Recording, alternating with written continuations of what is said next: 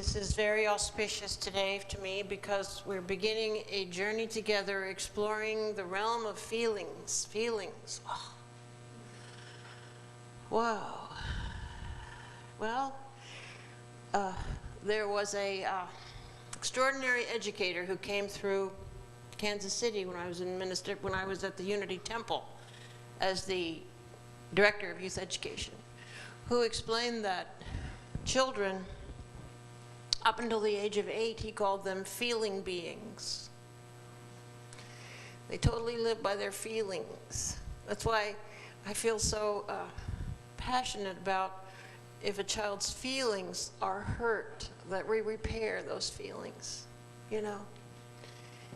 Children get their feelings hurt when they're corrected and they don't know what they're doing wrong. And so can we just promise each other today that if we're aware of a child having their feelings hurt, we're going to tend to it, we're going to nurture it, we're going to repair those feelings. That's what shamans do for the whole collective community. Shamans feel whatever feeling injury has happened. When a person experiences something that completely destroys them emotionally, a shaman comes in and repairs that and restores the piece of their soul. You know, they go like this. Because that one person's damage can affect the whole community. It affects the whole collective. And that's just one example of the power of emotions. Emotions. So what is the alchemy of the heart? It's really simple. Just think that the heart, that seat of consciousness within us, takes in our experience and generates a feeling, generates an experience of emotion out of the experiences from our lives, the impressions that come in. That's alchemy. Can you get how wondrous that is? That phenomenon in itself. Could you have designed a being that could do that? I mean, even over the eons of evolution, how did that evolve? It's just magic. It's a wonder that our hearts, that the seed of consciousness that resides in the nature of below, rationality, creates an experience for us that is so compelling that actually our memory is based on it. You know, we have a feeling memory. And you can call up certain feelings and you can trace back through your life. Like one time, I recommend that you do this at night to try to go to sleep. If you're having trouble getting to sleep, start with your first year of life and remember what it felt like to be loved by whoever loved you at that time. And then go to your second year and remember what that felt like, who loved you that year. And trace the feeling memory from your origin, from the beginning of your life cycle on this earth plane to now. It's very interesting. It reveals some things that you might not be carrying consciously in your memory. The feeling memory is a very powerful thread of meaning that we carry. It's so mysterious. What does it feel like to be loved? What does it feel like to love? Can you do both at the same time? I've been puzzling over that all week. It seems to me like you can't do both at the same time. Does it seem that? Who thinks you could love and be loved at the same time? I don't know. I don't know. But this is a subject, the area of feelings, that could go on endlessly. There are so many aspects of it to explore, but there are some very important principles that you need to grasp about feeling, about emotion. So first of all, alchemy. Alchemy means the altering of the chemical substance, the chemical state of something. Altering, alchemy. It's a very ancient metaphor for the early metaphysicians to turn lead into gold. We want to magically turn lead into gold. And there's a whole area of Hermeticism about that. I'm not going to go into that. It's very fascinating and very spiritual.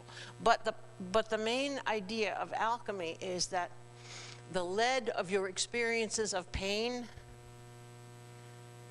the ugliness of your experience of suffering and death,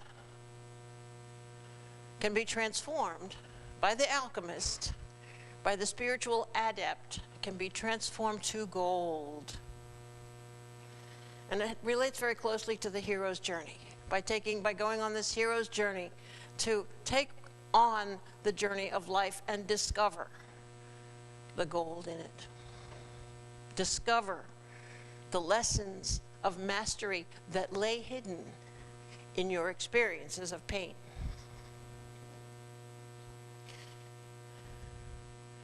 Now, I want you to get ready to talk about your feelings next week. And I've got a sign-up sheet out in the front for people that are I'm calling assisting team for, because we've got to express the feelings that we've experienced to ourselves and to each other. So we're going to have dyads next week where we sit in pairs and share what it felt like, some of the best feelings we've had with each other, and that's facilitated. That is for the purpose of identifying and calling forth some of the really positive, wonderful, magical, healing, uplifting, joyous feelings, emotions you have had. So now, the 4 human domains of our being, I find this, there's so many different ways of slicing and dicing human nature. But I find this to be the most elucidating, the most meaningful for me. And I mean, it's rumored that they're taught in what they called mystery schools that Gurdjieff and Uspensky developed in Europe in the 20th century. Do you know anything about that, Judy? Okay. So, 4 quadrants. We have 4 aspects. And this is also a very good way of analyzing your nature for compatibility for coupling. So 4 equal parts. Let's say you're a circle, and one part is the physical part. And if that's highly developed, that means that you dance, or you play sports, or both. You use your body, you enjoy your body, you eat well, you have good health, good energy. Your body is a blessing to your life. And then there is the intellectual part of you. If that's well developed, you learn easily. You enjoy acquiring information. You enjoy doing puzzles. You enjoy language. You enjoy the domain of logic and reason. Then there is the emotional quadrant. And the emotional part, the emotional part of ourselves, it bleeds over into everything else much more than all the other parts do. Because our emotions color our experience of our bodies, our experience of our thoughts, our experience of spirit. The emotions they follow thought. That's a very important concept. Thought creates emotion. So if you want to have positive emotions that feel good, you've got to cultivate positive thought in your internal dialogue, in the consciousness that you hold. And then the 4th quadrant is the spiritual part of us. That's the intuition, the part of our being that is independent of our rationality, independent of our physical limitations or gifts, and actually independent of our emotional suffering or bliss. It is the power of transcendence. It is the intuition. It is the superconscious mind. It is the infinite part of ourselves that we are so blessed to have, to awaken to. Now it's interesting, the spiritual part sort of needs to be awakened to even have it a part of your quadrant. You can go through your whole life just living in your physical quadrant, or your intellectual quadrant, or your emotional quadrant, or the spiritual. It's best to be balanced. It really is. But if you were to go through life thriving and flourishing simply and exclusively in your physical quadrant, you'd probably be an athlete, you'd probably be, you know, beer swilling in the pubs, you'd probably be, you know, engaging in contests and arm wrestling, or be dancing all the time, or, you know. And that's a life, nothing wrong with that. Now, if you were an intellectual, you'd probably be a college professor. You'd be writing books, you'd be giving lectures. I went to this lecture on Wednesday of Elaine Pagels, who's just written a book called Why Religion? A Personal Story. And I think she's so heroic because she lives in the world of academia. She's a renowned intellectual. She's written books. And she says that the Gnostic part of Christianity is the heart-centered part, and that unity represents that. Unity is really the voice, the mouthpiece of that whole area of spirituality. But I was very touched. In fact, I was so moved by her presentation in the evening about the story of how she found meaning in religion through her own suffering. She had a child who died and a husband who died right after. And they had adopted 2 small children right before he died. She has brought emotion, exalted emotion, into the intellectual world of academia. I think that's a very heroic feat. I bought her book, and I'm willing to let anybody read it who wants to, but she is so heroic and I think masterful at relating the emotional side of our nature. She carries that so beautifully as an academician and an intellectual. And then the spiritual part. Well, let me just say, if you lived your life as an emotional person, well, can you think of people you know who are just all wrapped up in feelings all the time? You kind of become a slave to feeling. You're kind of seeking the best feelings and doing whatever it takes to have the feelings that feel good. A lot of drug addicts in this quadrant.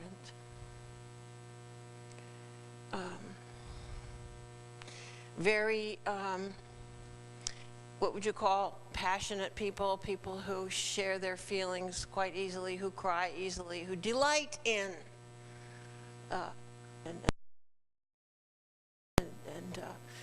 and I'll tell you one area or one phenomenon in our culture that really gets the feelings so expanded is Christian rock music.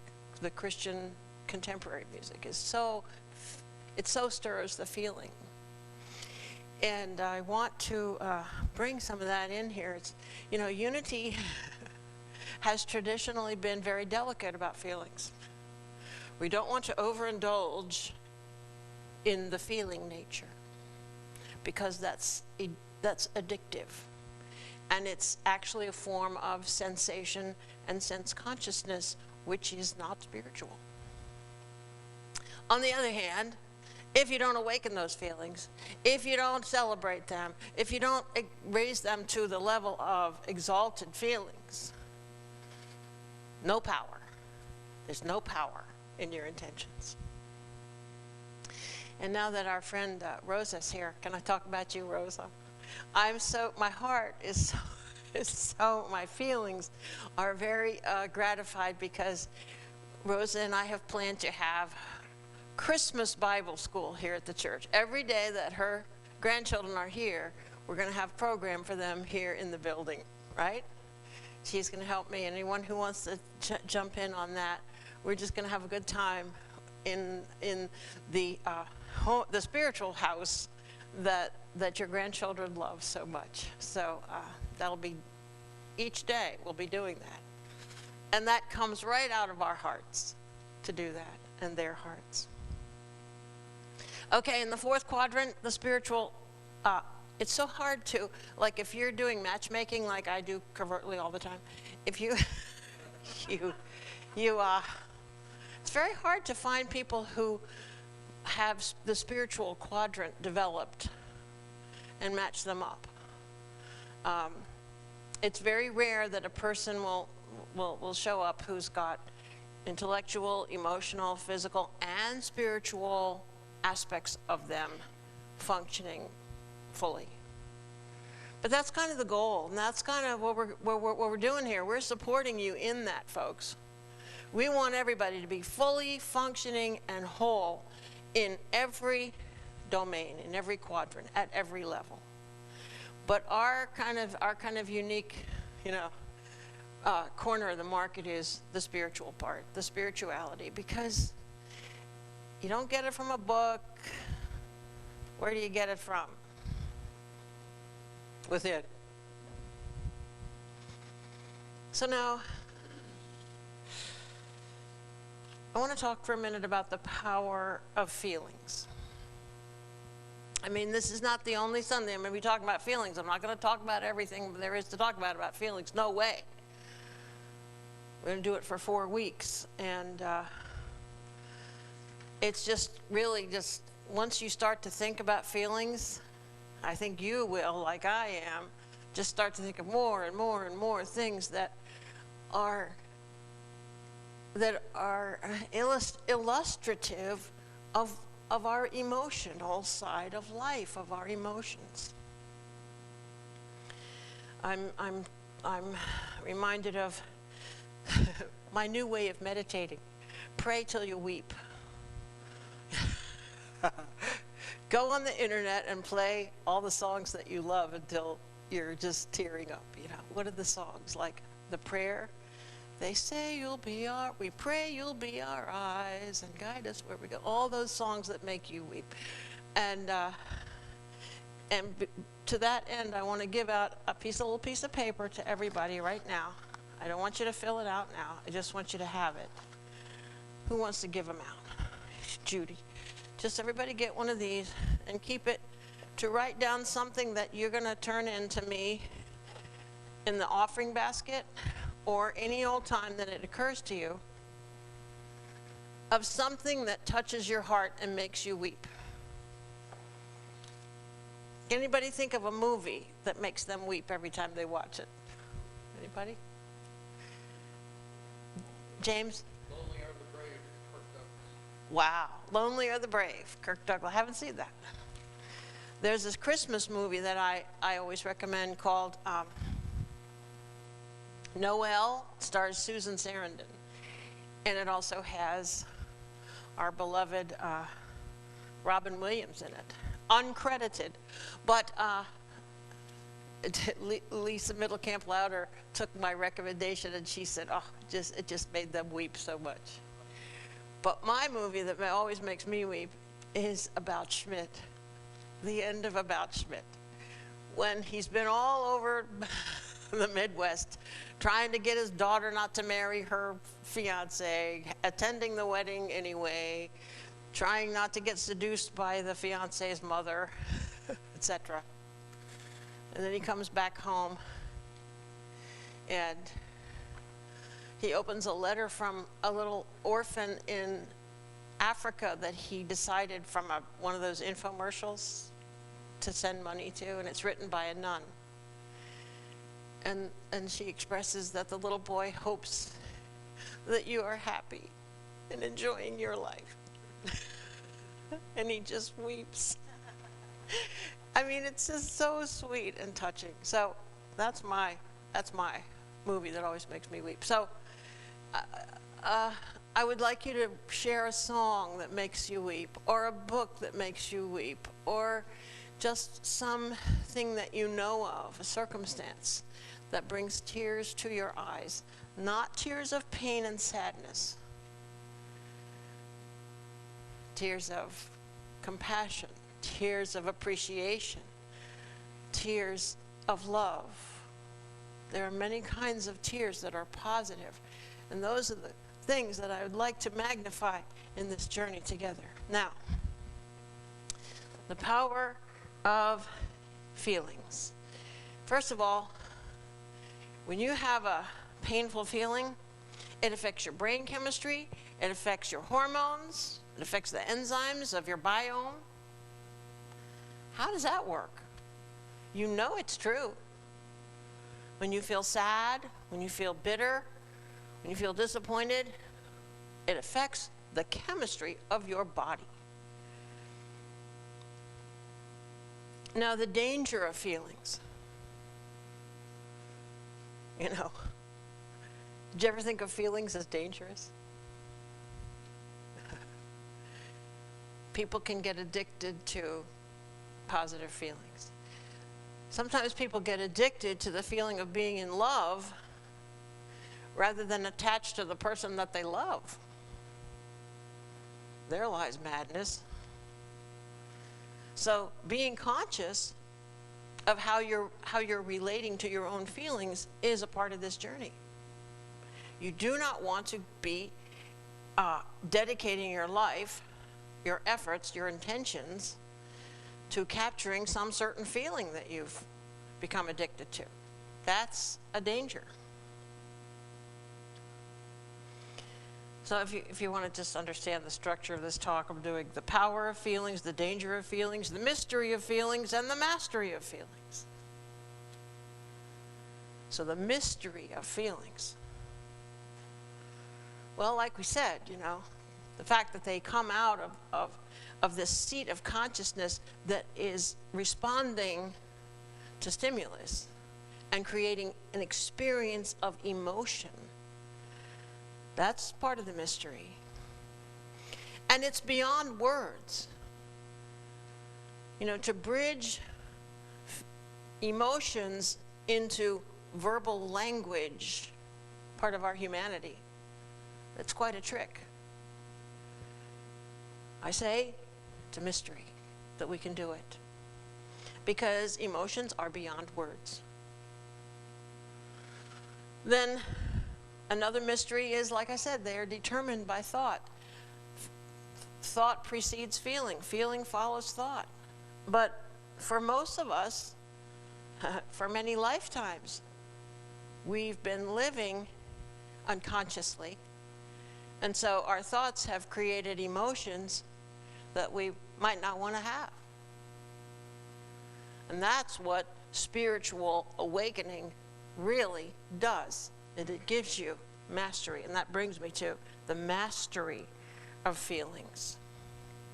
The mastery is in creating the highest level of emotion, creating feelings of compassion, empathy, sympathy, generosity, kindness, understanding, love. Had a wonderful witness of that this week. My two daughters, you know, as siblings will, can quarrel. And we've been having these Zoom meetings on the internet and talking and everything. We've been doing real well. But the older daughter, Sarah, she got triggered. She got piqued, P-I-Q-U-E-D, which means aggravated.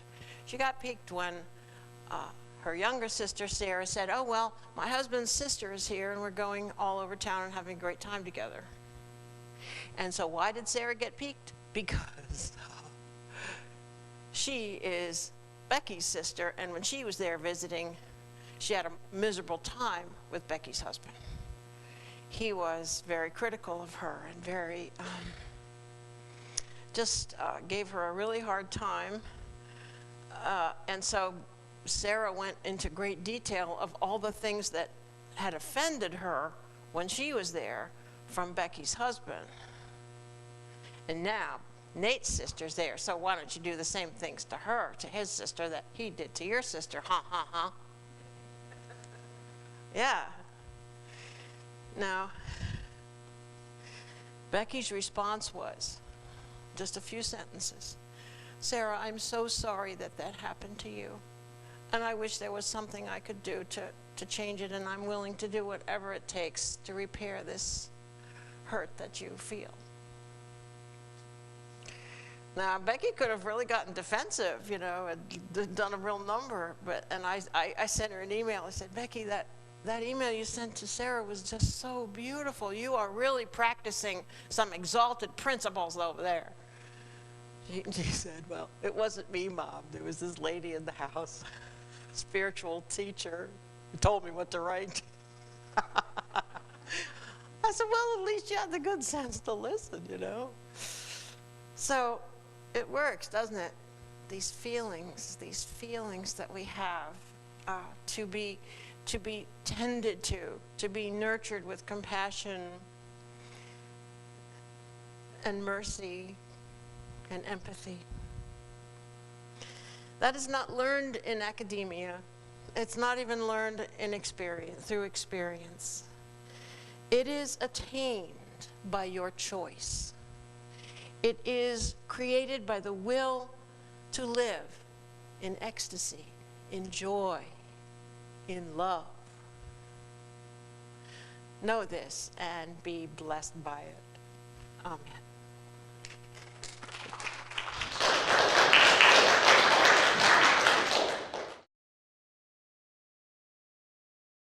Our meditation today is really based on a video of Charles Fillmore that I watched, and he's addressing a group of people, and he's saying, if you want to experience the divine, if you want to go into the silence and feel the presence of God, he said, just feel after God. Just feel after God. So let's do that today. So let's relax. Let our thoughts drain away. Let the feelings of the moment settle. And open to the light. Open to the peace. Open to the deepest love.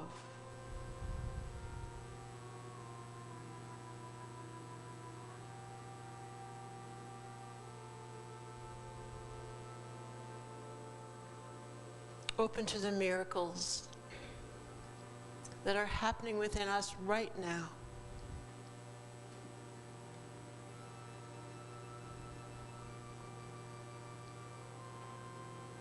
And so as we wait in the silence of our own souls,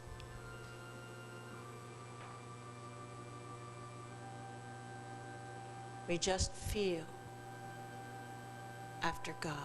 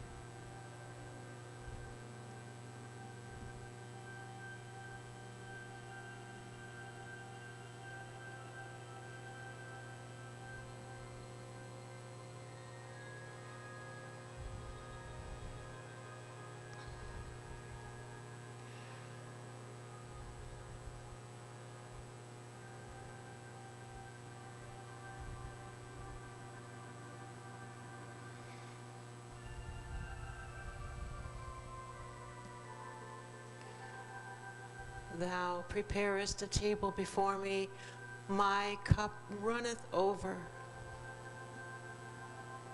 Surely goodness and mercy shall follow me all the days of my life, and I will dwell in the house of the Lord forever. Amen.